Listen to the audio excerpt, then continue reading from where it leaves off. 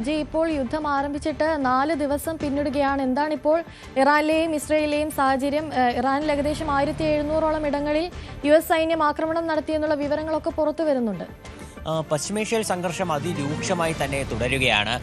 ട്രംപിന്റെ വാക്കുകൾ കേൾക്കുമ്പോൾ നമുക്ക് മനസ്സിലാകുന്നത് ഇനിയും നാളുകൾ ഈ യുദ്ധം നീളും എന്ന് തന്നെയാണ്. അതിൻ്റെ ചില സൂചനകൾ വൈറ്റ് ഹൗസിൽ നിന്ന് ലഭിക്കുന്നുണ്ട്. അതായത് വൈറ്റ് ഹൗസിൽ US തന്നെ ചില വലിയ ആയുധ വ്യാപാരികളുമായി മീറ്റിംഗ് നടത്താൻ US സർക്കാർ പദ്ധതിയിടുന്നുണ്ട്.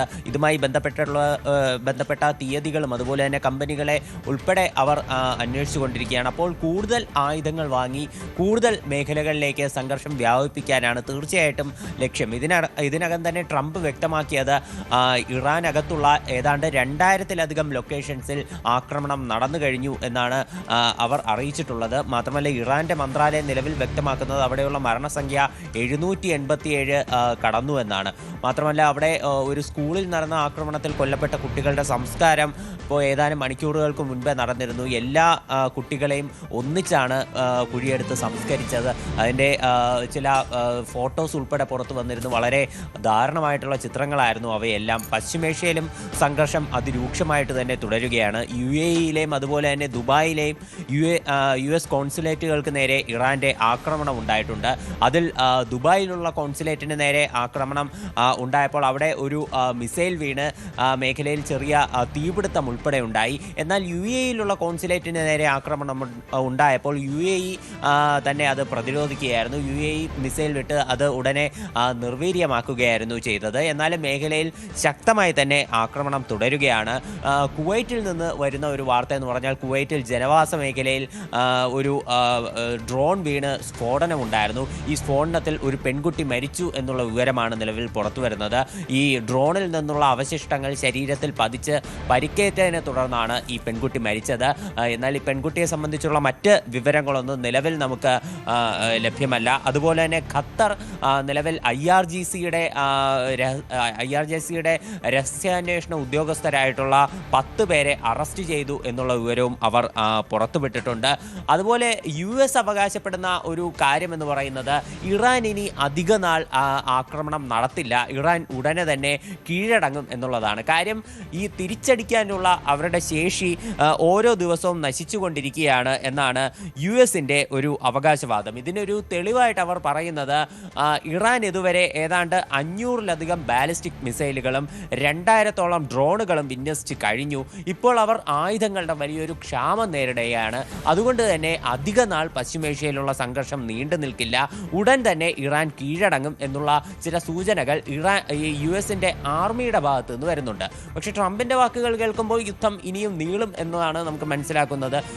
അതുപോലെ തന്നെ ഈ ബെഞ്ചമിൻ നെതന്യാഹുവും വ്യക്തമാക്കുന്നത് യുദ്ധം അടുത്ത കാലത്തൊന്നും, അതായത് വർഷങ്ങൾ നീളില്ലെങ്കിലും ഈ അടുത്തൊന്നും അവസാനിക്കാനുള്ള സാധ്യതയില്ല, ഇതിനും കൂടുതലും ശക്തിയോടെ ഞങ്ങൾ വീണ്ടും ആക്രമണങ്ങൾ നടത്തുമെന്നാണ് ബെഞ്ചമിൻ നെതന്യാഹുവും വ്യക്തമാക്കുന്നത്. ആ ഒരു സാഹചര്യത്തിലാണ് ഇറാൻ ആയുധശേഷി കുറയുന്ന ഒരു അവസ്ഥ കൂടി ഉണ്ടാകുന്നത്. അതിന് ഇറാൻ ഏത് രീതിയിൽ ഇനി നേരിടാനായിരിക്കും സാധ്യത കൂടുതൽ? ഇറാനുള്ളിൽ ആയുധശേഷി കുറഞ്ഞാലും മറ്റ് രാജ്യങ്ങൾ അവരെ സപ്പോർട്ട് ചെയ്യാനായിട്ട് പുറത്തുണ്ട്. ഇറാനെ അനുകൂലിക്കുന്ന ചില സായുധ സംഘങ്ങളുണ്ട്. അതുപോലെ തന്നെ മറ്റ് രാജ്യങ്ങളിലുള്ള ചില സേനകളുണ്ട്. ഇപ്പോൾ ലെബനീസ് സർക്കാർ ഔദ്യോഗികമായി തന്നെ അവിടെയുള്ള ഹിസ്ബുള്ള ഗ്രൂപ്പിനെ തള്ളിപ്പറഞ്ഞു, ഹിസ്ബുള്ളയെ നിരോധിച്ചു. പക്ഷേ അവിടെയുള്ള ഹിസ്ബുള്ളയുടെ പ്രവർത്തനം വളരെ സജീവമായി തന്നെ തുടരുകയാണ്. കഴിഞ്ഞ ദിവസം ഇസ്രായേൽ തിരിച്ചടിച്ചിരുന്നു ഈ ലെബനകത്തുള്ള കൂടുതൽ പ്രദേശങ്ങൾ ഇസ്രായേൽ അവരുടെ വരുതിയിലാക്കി. അവിടെയുള്ള ഹിസ്ബുള്ളയുടെ പല കേന്ദ്രങ്ങളും നശിപ്പിച്ചു. എന്നാൽ ഇപ്പോൾ വരുന്ന പുതിയ വാർത്ത എന്ന് പറയുന്നത് സിറിയ ഈ ലെബനെ സഹായിക്കാൻ വേണ്ടി സിറിയയുടെ ഏതാണ്ട് 1000-ഓളം സേനാംഗങ്ങളെ അവിടേക്ക് ഇപ്പോൾ ലെബനിലേക്ക് അയച്ചു കഴിഞ്ഞു എന്നാണ്. അതുമാത്രമല്ല റോക്കറ്റ് ലോഞ്ചറുകളും മറ്റ് കൂടുതൽ ആയുധങ്ങളും സിറിയ ഇറാഖിലേക്ക് അയച്ചു എന്നുള്ള വിവരം നമുക്ക് ലഭ്യമാകുന്നുണ്ട്. അതുപോലെ ഇറാഖിലുള്ള കാര്യം നോക്കുകയാണെങ്കിൽ ഇറാഖിൽ ഇറാന് സപ്പോർട്ട് ചെയ്യുന്ന ഒരുപാട് സായുധ സേനാംഗങ്ങളുണ്ട്. അപ്പോൾ അവരുടെ ഈ പ്രത്യാക്രമണവും അത് രൂക്ഷം തന്നെയാണ്. പ്രധാനമായിട്ടും ഈ അവിടെയുള്ള കത്തൈബ് ഹിസ്ബുള്ള ഗ്രൂപ്പ് അവരുടെ ഒരു ഭീഷണി അത് ശക്തം തന്നെയാണ്. അതുപോലെ തന്നെ പോപ്പുലർ മൊബിലൈസേഷൻ ഫോഴ്സ് എന്ന് പറയുന്ന ഒരു ഇറാൻ അനുകൂല സായുധ സേനാ സംഘം, ഇവരുടെ ഭീഷണിയും സജീവം തന്നെയാണ്. കഴിഞ്ഞ ദിവസം ഇസ്രായേൽ ഇവരുടെ 2 കേന്ദ്രങ്ങളിൽ വ്യോമാക്രമണം വ്യോമാക്രമണം നടത്തി. പടിഞ്ഞാറൻ ഇറാഖിലായിരുന്നു ഇത്തരത്തിൽ ഒരു വ്യോമാക്രമണം ഉണ്ടായത്. അപ്പോൾ ഇത്തരത്തിലൊരു സായുധ സേനാ വിഭാഗങ്ങളെ കൂടി നിർജീവമാക്കാൻ വേണ്ടി ഇസ്രായേൽ ശ്രമിച്ചുകൊണ്ടിരിക്കുകയാണ്. ഇത്തരത്തിൽ പല ഭാഗങ്ങളിൽ നിന്ന് ഇറാന് തീർച്ചയായിട്ടും ഒരു പിന്തുണയുണ്ട്. അപ്പോൾ അതുകൂടി ഇറാൻ്റെ വലിയൊരു ഗുണം തന്നെയാണ്. മാത്രമല്ല, നമുക്ക് ചർച്ച ചെയ്യേണ്ട പ്രധാനപ്പെട്ട ഒരു കാര്യം ഹോർമുസ് കടലിടുക്കിനെ പറ്റിയിട്ടാണ്. ഇന്ത്യ ഉൾപ്പെടെ വളരെയധികം പ്രതിരോധത്തിലാക്കാൻ ശേഷിയുള്ള ഒന്നാണ് ഈ ഹോർമുസ് കടലിടുക്കിൻ്റെ ഉപരോധം എന്ന് പറയുന്നത്. ഇപ്പോൾ നിലവിൽ ഇറാൻ വ്യക്തമാക്കുന്നത് ഹോർമുസ് കടലിടുക്ക് വഴിയുള്ള ഒരു കപ്പൽ നീക്കവും തങ്ങൾ അനുവദിക്കില്ല എന്നാണ്. അതിനുവേണ്ടി അവർ മേഖലയിൽ ആക്രമണം കടുപ്പിക്കാനും ലക്ഷ്യമിടുന്നുണ്ട്. ഇപ്പോൾ ട്രംപ് നിലവിൽ വ്യക്തമാക്കിയിട്ടുള്ളത് ഹോർമുസ് കടലിടുക്ക് വഴിയുള്ള ഗതാഗതം ഒരിക്കലും നിർത്തിവെക്കാൻ US അനുവദിക്കില്ല. ഇതുവഴിയുള്ള ഗതാഗതം അത് സുഗമമായി തന്നെ തുടരും എന്നാണ് US അറിയിച്ചിട്ടുള്ളത്. ഇതിനുവേണ്ടി US നേവിയെ പ്രദേശത്ത് വിന്യസിക്കും എന്നും അവർ അറിയിച്ചിട്ടുണ്ട്. മാത്രമല്ല, പല രാജ്യങ്ങളും ഇപ്പോൾ സ്വയം പ്രതിരോധിക്കാനുള്ള പല മാർഗങ്ങളും സ്വീകരിച്ചു കൊണ്ടിരിക്കുകയാണ്. സൈപ്രസ് ദ്വീപിലുള്ള ഉണ്ടായിട്ടുള്ള ഈ ഇറാൻ്റെ ആക്രമണം അത് നമ്മൾ കണ്ടതാണ്.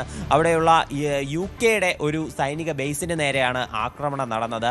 ഇപ്പോൾ ആ സൈപ്രസ് ദ്വീപിൻ്റെ സുരക്ഷയ്ക്കായിട്ട് ഇപ്പോൾ UK കൂടുതൽ യുദ്ധവിമാനങ്ങളും അതുപോലെ തന്നെ മിസൈലുകളും എല്ലാം അവിടെ വിന്യസിച്ചതായിട്ടാണ് റിപ്പോർട്ടുകൾ. ഈ ദ്വീപിലേക്ക് കൂടുതൽ പ്രതിരോധ സംവിധാനങ്ങൾ UK ഇതിനോടകം തന്നെ അയച്ചു കഴിഞ്ഞു. അതുമാത്രമല്ല, ഫ്രാൻസ് അവരുടെ സ്വയം പ്രതിരോധത്തിന് വേണ്ടി കൂടുതൽ യുദ്ധവിമാനങ്ങളും അതുപോലെ തന്നെ ഫോഴ്സുകളെയും ഉൾപ്പെടെ സജ്ജമാക്കുന്നു എന്നുള്ള വാർത്തകളും പുറത്തു വരുന്നുണ്ട്. അപ്പോൾ ഇത്തരത്തിൽ പല യൂറോപ്യൻ രാജ്യങ്ങളും അവരുടെ ഒരു സുരക്ഷയ്ക്കായി കൂടുതൽ യുദ്ധവിമാനങ്ങൾ, കൂടുതൽ ആയുധങ്ങൾ ഉൾപ്പെടെ കോപ്പുകൂട്ടുന്ന ഒരു കാഴ്ച നമുക്ക് കാണാൻ സാധിക്കുന്നുണ്ട്. ഇപ്പോൾ US ഇസ്രായേലും ആവശ്യപ്പെടുന്നത് ഇവരും കൂടി ഈ പോരാട്ടത്തിൽ പങ്കാളികളാകണം എന്നതാണ് ഇപ്പോൾ ട്രംപ് ഉൾപ്പെടെ വ്യക്തമാക്കുന്നത്. അതായത് ഈ ഈ പോരാട്ടം എന്ന് പറയുന്നത് അത് അനിവാര്യം തന്നെയാണ്.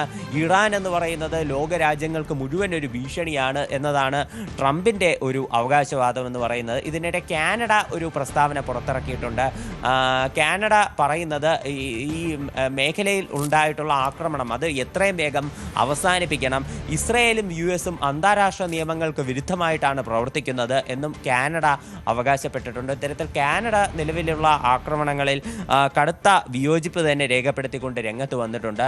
അതുപോലെ ഇറാനിൽ കൊല്ലപ്പെട്ടിട്ടുള്ള അവരുടെ പരമോന്നത നേതാവായിട്ടുള്ള ആയത്തുള്ള അലി ഖമനേയി അദ്ദേഹത്തിൻ്റെ സംസ്കാര ചടങ്ങുകൾ എന്നാകും എന്നതിനെ സംബന്ധിച്ച് നിലവിൽ വലിയ വ്യക്തതകളൊന്നും ലഭിച്ചിട്ടില്ല. ഔദ്യോഗികമായിട്ട് ഇറാൻ്റെ ഭാഗത്തുനിന്ന് ഒരു സ്ഥിരീകരണം ഉണ്ടായിട്ടില്ല. എന്നാലും IRGC വ്യക്തമാക്കുന്നത് ഖമനയുടെ സ്വന്തം നാടായിട്ടുള്ള മഷാദിൽ വെച്ച് അദ്ദേഹത്തിൻ്റെ സംസ്കാരം നടക്കും എന്നുള്ളതാണ്. എന്നാൽ ഇതിൻ്റെ തീയതി ഉൾപ്പെടെ നിലവിൽ അറിയിക്കേണ്ടതുണ്ട്. ഇതിനിടെ ടെഹ്റാനിൽ കൂടുതൽ സ്ഫോടന ശബ്ദങ്ങൾ കേട്ടതായിട്ട് റിപ്പോർട്ടുകളുണ്ട്.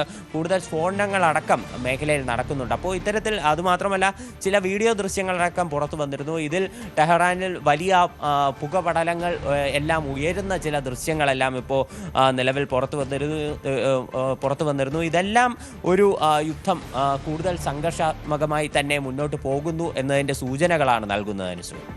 അജയ്, അതുപോലെ തന്നെ ഈ ഊർജ്ജ പ്രതിസന്ധിയാണ് എടുത്തു പറയേണ്ട മറ്റൊരു കാര്യമെന്ന് പറയുന്നത്.